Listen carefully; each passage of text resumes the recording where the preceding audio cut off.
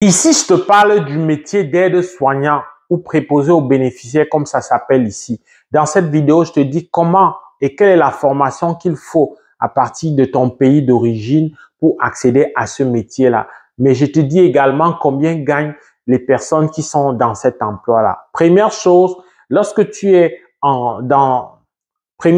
lorsque tu es en dehors donc, du Canada, tu peux décrocher un contrat de travail avec l'équivalent d'un simple BEPC, comme ça s'appelle, c'est-à-dire 5 années d'études secondaires après le primaire. Tu peux accéder au métier, tu peux décrocher un contrat de travail. La seule chose qu'il faut préciser, c'est que un tel diplôme ne te permet pas d'avoir une possibilité de devenir résident permanent.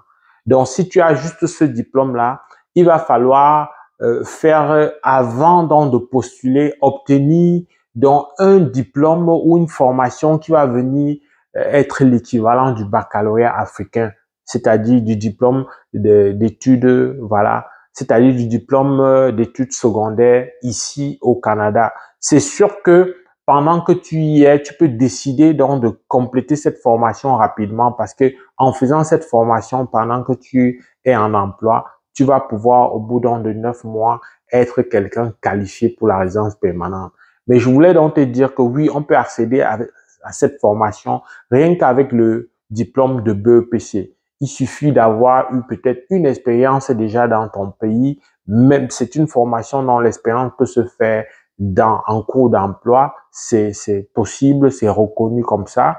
Mais si tu as déjà le baccalauréat, ça vient te sécuriser, ça vient faire que une fois que tu es là, ben, tu vas pouvoir accéder à la formation et finalement avoir ta résidence permanente sans problème. Il y a d'ailleurs un programme pilote, tout un programme pour ça.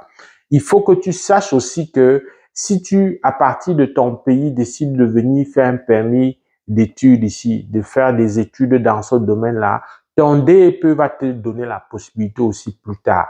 Donc, si tu décroches un contrat de travail, c'est bon, tu viens avec un permis, mais arrange-toi plus tard à avoir l'équivalent du baccalauréat parce que le BEPC ne va pas suffire. Il faudra prouver que tu as plus d'années d'études réussies. En général, il faut voilà l'équivalent on établit avec le baccalauréat, c'est plus facile comme ça.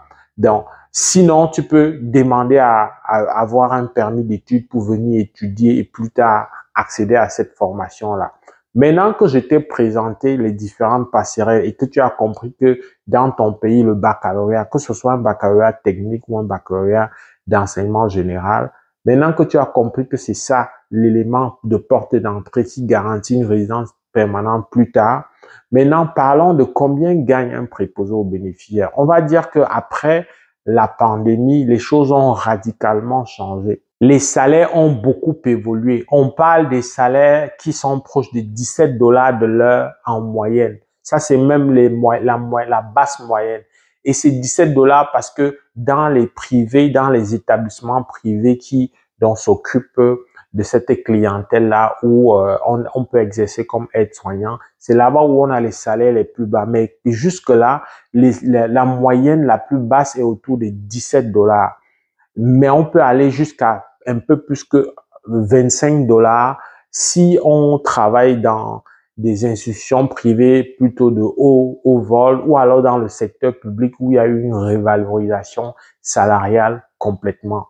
Donc, c'est un métier finalement dont la rémunération est proche de celle des infirmières auxiliaires qui ont des études beaucoup plus difficiles, est proche même des infirmiers en début de carrière. Ça, c'est ce qu'il faut voir pour comprendre que c'est intéressant. Donc, pour toi qui es même infirmière et qui commence par là, il faut pas se dire que tu es trop loin de ce que tu aurais gagné si tu n'avais pas d'expérience.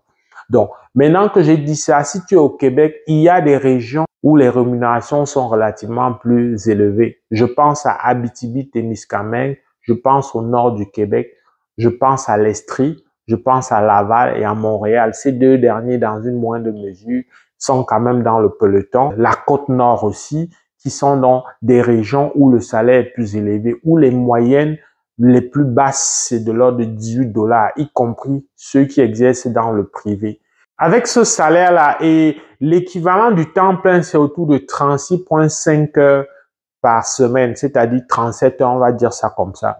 Donc, lorsqu'on regarde ton salaire sans heures supplémentaires, ton salaire de base, on parle d'un montant qui se situe entre 700 et 900 dollars par semaine. Donc, lorsqu'on ramène ça sur un mois, on est autour de 2700 et jusqu'à 4000 dans certains cas en fonction de quel est ton taux horaire. Donc, c'est quand même un métier qui paye très bien. C'est un métier qui n'est pas trop demandant en termes d'exigence d'entrée. C'est un métier qui, voilà, a été revalorisé, qui est désormais ce qu'on appelle faire 3, donc qui est entré dans la grande famille des métiers dits qualifiés. Donc, regarde ça avec une formation moins exigeante, avec des conditions d'entrée beaucoup plus souples, pas d'ordre professionnel, rien. Tu peux venir avec un diplôme relativement bas de ton pays. Tu peux même avoir seulement exercé, pas nécessairement avoir une certaine formation. En tout cas, une fois que tu exerces ça, comme c'est le cas pour beaucoup, ça peut te rapporter jusqu'à l'équivalent de 4000 par mois. 4000 dollars, c'est quand même une belle cagnotte lorsqu'on se projette sur une année. Ça, c'est une fois encore sans heures supplémentaires. Et les heures supplémentaires, c'est incontournable. Si tu te projettes sur une année, ben, on parle là de plus de 50 000 dollars sans heures supplémentaires. Et comme généralement les heures supplémentaires, ça s'en va chercher le 30% d'heures de plus, ben, si tu fais 30% de 50 000, ben, te voilà dans pratiquement 65 000 dollars et même plus que ça. Il faut dire que lorsque tu ne gagnes pas beaucoup, les impositions, le taux d'imposition ou la manière de te prendre l'impôt n'est pas aussi élevé.